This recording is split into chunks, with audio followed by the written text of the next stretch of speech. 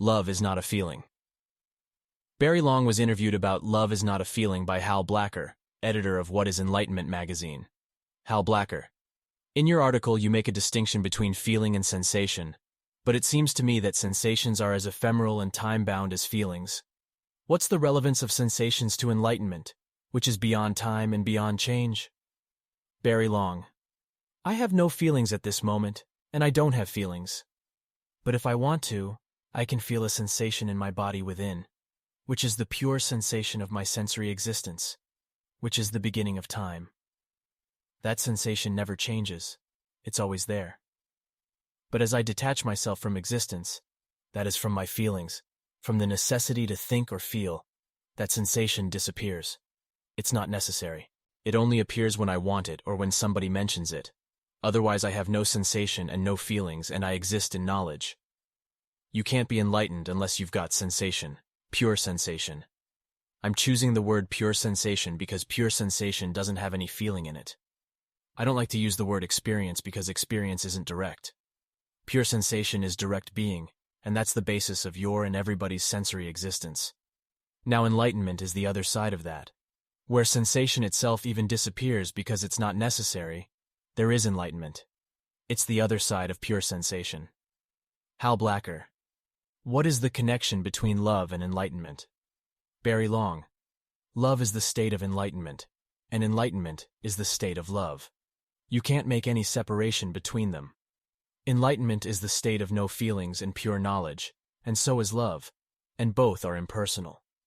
Now to be personal is to have feelings, feelings about this, feelings about your mother, feelings about your father. Oh, everybody lives off their feelings all day, as you know I say in the article. But that's personal. The personal is what changes every couple of seconds, although we don't know it. So that's your feelings. Now the impersonal state of love is something that very few people on this earth know anything about. And to bring that impersonal love into existence, which is where you and I are speaking now, that is even rarer than the realization of God. Now I'm going to tell you what everybody's problem is.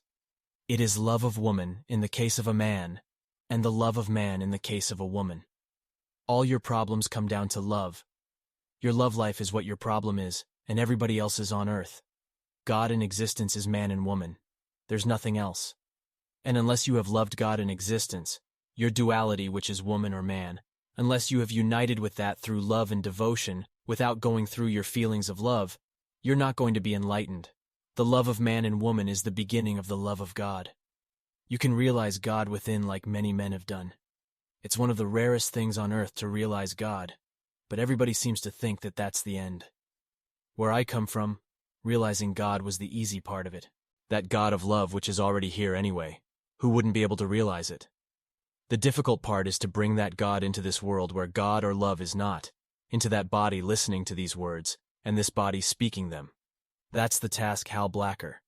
You write that all feelings are false and deceptive. It seems, though, that having feelings is part of being human. Isn't it possible to have true and appropriate emotional responses such as anger at injustice and hypocrisy? Barry Long: oh no. That is a justification of your feelings, your negativity, and your unenlightenment. And that's what everybody on earth does. They don't want to bite the bullet. Nobody wants to be utterly and completely honest and natural. So when you justify feelings, tell me what feelings are genuine. Now, for instance, do you want anger? For God's sake, I don't want it, thanks very much. And I'm sure the people I live with don't want it. So what's the good of it? It's purely selfish to be angry, because it satisfies me, myself, instead of being universal Hal Blacker. But it seems that if you are human, you're going to have an emotional response to the complex and sometimes terrible situations that do arise in life. Barry Long: now wait a minute. In the article I say that feelings are the interpretation of events. What you're describing, these terrible things that happen in life, they are life, and terrible things happen in life. For instance, I might lose an arm today. That would be, let's say, a terrible thing. But it wouldn't be a terrible thing to me. It would be that I would lose my arm and possibly suffer physical pain. That would not be a terrible thing to me. If it were terrible, that would be a selfish and feeling interpretation of an event. The fact that it hurts is not terrible, that's life. And the fact that it happened is not terrible, it's life. Hal Blacker: well, it's life, but I don't know that life necessarily excludes making those kinds of judgments. The way that you're describing it seems to exclude a large area of human existence. Very long. Because humanity is not enlightened. Do you know what humanity is? What the word human means? The word human, where I come from, which is the enlightened state, means suffering. So when you say you're a human being, you're saying you're a suffering being. And I say you have to get rid of your suffering and then be being. Enlightenment is the state of being which I am, this moment and every moment. So I'm not suffering. But humanity loves to suffer. People love to suffer because they love to get excited with their feelings. All you've got to do is get rid of your feelings, which are always negative. Why not get rid of the whole lot of it now? That means you don't know feelings, and then you don't know negativity, and then you'd be in love. And then you would love everybody by not loving anybody in particular as a feeling. That's the state of enlightenment. People want to get rid of this feeling. They want to get rid of their jealousy. They want to get rid of their anger. But what you've got to get rid of is the whole lot. Hal Blacker, you seem to be very much against Eastern traditions. Aren't there some teachings in those traditions that can be helpful? But the problem is that often those teachings are not really being lived. Very long. That is so. You will find that nobody is living those teachings now because the master who wrote them was not enlightened, or the priests that copied them out were not enlightened, and the original master is dead. Now only while a master is here can you realize what the master says. You can't realize it in the written word. You can get help from that and you can realize little bits here and there, but the idea is to be with the master like you are with the master now. He's speaking to you, and this is direct communication. All Eastern teachings are partial. The teachers themselves don't live them because most of their audience is in the West, and the West is a totally different place than the East. If you try to live an Eastern teaching and be in the West, you're not facing the immediate difficulty. The immediate difficulty is the Western mind that believes so many concepts and writes so many dictionaries and invents so many things. You are a Westerner, and that's where God is found, in your culture, not in trying to find some other culture to solve it for you. I am master of the West. No one is as straight as I am because I do not have any Eastern beliefs. I do not look through any sort of film. I see things precisely as they are. The West puts nuts and bolts together and sends spaceships to the moon.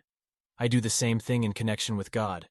I am very, very practical, and I have no Eastern thought in me. Hal Blacker. Do you feel that all traditional religious teachings have to be rejected? Very long. Yes, yes, yes. Because tradition means past, and traditions is old, and that's yesterday. And there is no truth in yesterday whatsoever. Like there's no truth in the Bible because it doesn't free you. It doesn't make you a total being. So if you follow a tradition, you're following something that's old. Why not be now? Hal Blacker. You say in your article that you discourage people from even mentioning enlightenment on the grounds that doing so puts people further from the state, because it implies a separation of time or distance from this natural condition. On the other hand, you teach enlightenment, and are very outspoken about being a master of enlightenment. It seems that a strong motivation towards enlightenment is important because of how much has to be given up, and how much is demanded for there to be real transformation. Isn't it important to talk about enlightenment in order to encourage people to actually strive to attain it? Very long. No, you must not strive for anything. It is your striving that's caused you to be unenlightened, to forget what enlightenment was. Give up your negative feelings, and that's all feelings, and then you will stop thinking. You'll have the first amazing experience of the mind stopping, of no thought. Feelings continue, and then you have to give those up. That's all you've got to give up, nothing else. Just don't be unhappy now, not tomorrow, not next week, now. What have you got to be unhappy about? There's nothing for you to be unhappy about. You're interpreting events through your feelings, your personal self. There's no need to interpret. The problem is that you have feelings of negativity, of failure, of jealousy, of guilt. These are your problems. All you've got to do, and I will tell you how to do it, is to get rid of those, and then you'll say, "Hallelujah, I'm free," and you won't even have to mention enlightenment. Hal Blacker. In your article, you seem to advise people to stop thinking, just as you advise people to stop feeling. Again, it doesn't seem to me that thought and feeling are necessarily the problem. What is important is one's relationship to them. Are they obscuring objectivity? Are they obscuring your ability to see what's real and respond to it, or not? Very long. Every thought you have is an obscuration of reality because thoughts are always partial. You have to know nothing. I know nothing, and in knowing nothing, I know everything I need to know. You can ask me a question and I will be able to answer it. We are talking about a thing called enlightenment. Enlightenment is not gained and regained without enormous giving up of everything. You can't hold on to anything. Now that doesn't mean giving up your wealth, giving up your car. Giving up all those things are conceptual ways of sacrifice. The greatest sacrifice of all is to give up your feelings, which are the powerhouse of your thought process. So when you get rid of your feelings, no more thought. You've got to give up what counts, but people give up what doesn't count. Their cars, their money. They shave their heads, they do something else.